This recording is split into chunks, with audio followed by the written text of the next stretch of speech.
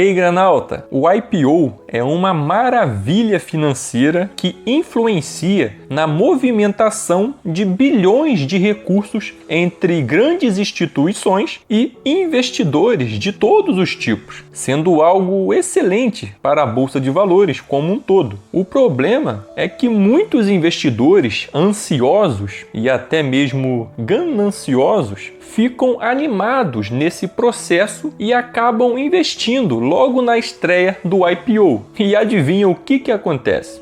Eles perdem muito dinheiro pelo simples motivo de não entender realmente do que se trata o IPO e não enxergar algumas armadilhas. E nesse vídeo eu vou dissipar toda a fumaça do IPO, uma sigla inglesa que significa Oferta Pública Inicial, ou seja, a primeira vez que as ações de uma empresa são vendidas no mercado para qualquer um que tenha interesse, em troca de dinheiro e visibilidade. Peraí, tio, como assim em troca de dinheiro e visibilidade? Que papo é esse de ações? Se você está com essas dúvidas, aconselho que assista antes o nosso vídeo sobre o que são ações e o porquê as empresas emitem elas no mercado, que eu irei deixar no card acima e também na descrição desse vídeo. A questão é que existem diferentes objetivos para a utilização desse recurso arrecadado pelas empresas. De grosso modo, é muito mais promissor quando a empresa faz o seu IPO para investir no seu próprio desenvolvimento, expandindo seu negócio, abrindo novas filiais ou até mesmo comprando seus próprios concorrentes, pois com isso tem mais chance de gerar um maior retorno para os acionistas com a aplicação desse montante arrecadado no IPO. Mas, porém, entretanto, existem objetivos que são menos favoráveis, como, por exemplo, pagar dívidas antigas, deixar parado em caixa como reserva ou até mesmo encher os bolsos de gestores que só querem pegar essa grana e sair fora do negócio. E com isso, o valor arrecadado, apesar de funcionar como um alívio temporário, tem uma menor probabilidade de gerar grandes impactos positivos no negócio da empresa, sendo menos promissor para nós, investidores que desejamos investir naquele ativo, o que de certa forma fede a naufrágio.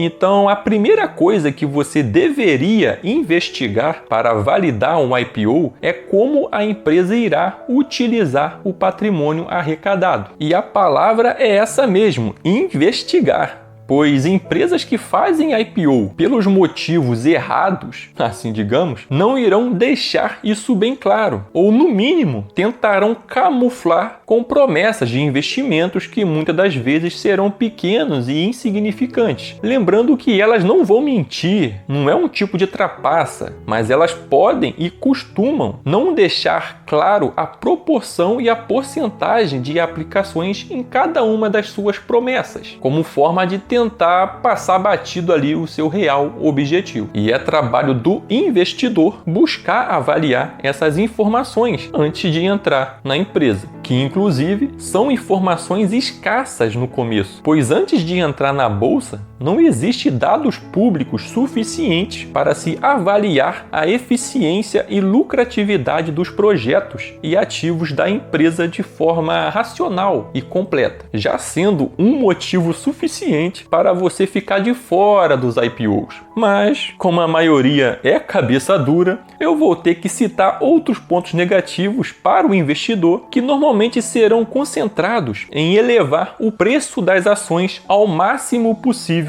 na sua estreia. Ou seja, são ações caras, e se são caras, são acima do preço justo, onde você já começa perdendo ao comprar aquelas ações. O primeiro indício dessa questão é o otimismo do mercado, onde você pode reparar que a maioria dos IPOs são realizados quando a economia está indo bem, o mercado está alegre, a bolsa está subindo, fluxo de caixa elevado, pois nesses momentos os investidores ansiosos, as cobaias, assim digamos, gostam de comprar ativos sem se importar muito com o preço ou com os próprios fundamentos da empresa, pois já que está tudo subindo, tudo dando certo, parece que tudo vai dar lucro. E com isso acabam entrando facilmente em um IPO só pelo aquele hype do momento. Ah, tio, mas as empresas esperam um bom momento para conseguir vender as ações. Caso contrário, elas não conseguem.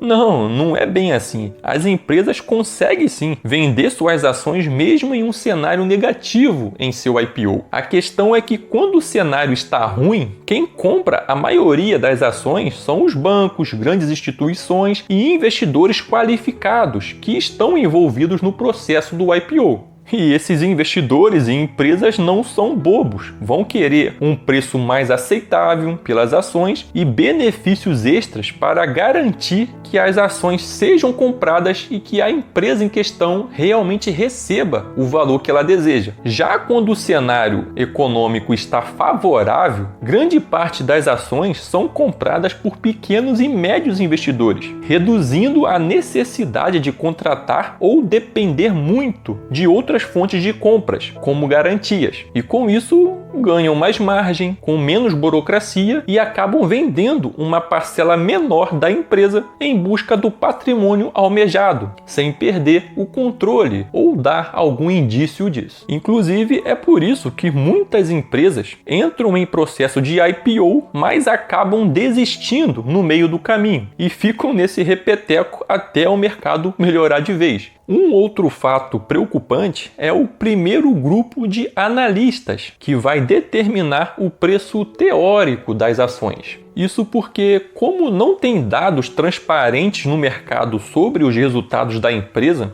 são os próprios donos e gestores da empresa que falam diretamente com esses analistas. E justamente os donos costumam ser os mais otimistas, exagerados e convincentes sobre as perspectivas de crescimento e evolução do seu próprio negócio. Então eles vão querer vender o seu peixe o mais caro possível. Então o preço inicial do ativo já passa a ficar ainda mais esticado. E isso não é um golpe, já que esses analistas eles são independentes. E mesmo que os gestores sejam super sinceros, a tendência é que o preço justo fique mais esticado. Para completar, temos um gatilho de marketing e persuasão altamente lucrativo nos IPOs, que o mercado chama de book build, como se fosse traduzindo livros de ofertas. Algo do tipo, que nada mais é do que uma precificação de preço visando deixar a ação mais apetitosa possível. Ou seja, fazer com que ela pareça descontada, pareça barata. Então, nessa etapa, começam a lançar enquetes, fazem pesquisas de quanto o público pagaria por aquela ação, taxa de aceitação por um preço específico. Só que tudo isso com base no preço da ação e não no valor dela. Ou seja, em um número e não no que esse número representa. Por exemplo, se eu te perguntasse qual é a ação mais barata entre uma que custa R$10 e uma outra que custa 50, qual seria a sua resposta? Se a sua resposta foi a de R$10 ou até mesmo a de R$50, está errada do mesmo jeito, pois o preço em si não importa,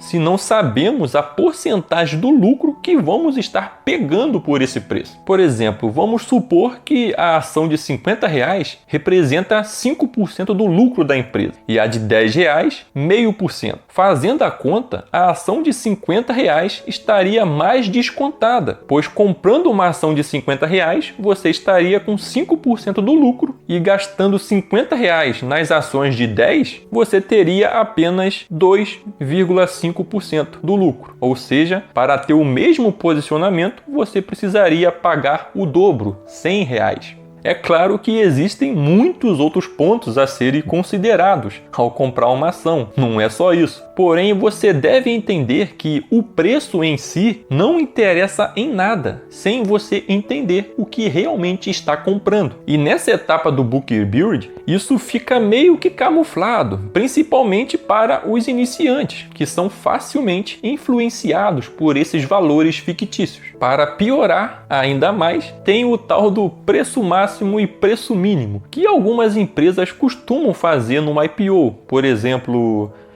nós não sabemos ainda qual preço iremos vender as ações, mas temos uma estimativa de no máximo R$ 25 por ação e no mínimo R$ 18 por ação.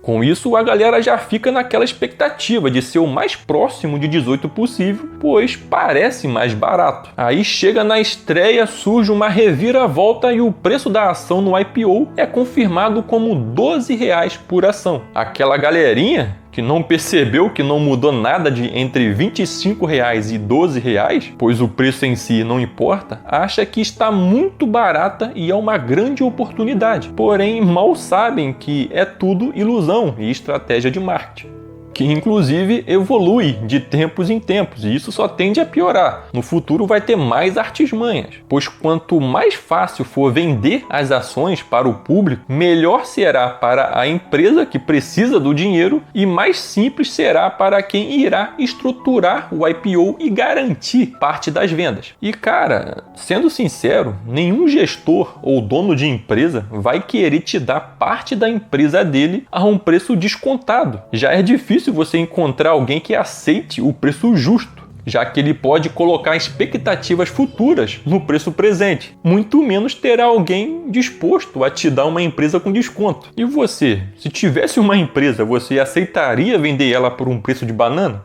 Bom, eu não aceitaria.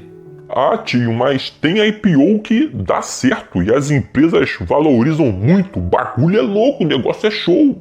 Claro que tem, mas a probabilidade estará contra você. Inclusive, historicamente, cerca de 78 a 79% dos IPOs são seguidos de fortes quedas e apenas 4,5% conseguem uma supervalorização nos primeiros meses e anos. Isso porque, com o passar do tempo, o mercado e os diversos analistas existentes começam a ter dados públicos suficientes para avaliar melhor aquela empresa e determinar que não era tudo aquilo que prometia no IPO, e o preço das ações é corrigido, geralmente para baixo. Pois sabendo que o verdadeiro preço justo da ação é inferior ao preço lançado no IPO, a força e a eficiência necessária da empresa precisa ser muito alta para fazer o preço continuar subindo após aquela animação do IPO. Com isso, investir em IPO é mais aposta do que investimento. Fixa isso na sua cabeça. Eu recomendo que você espere pelo menos uns 2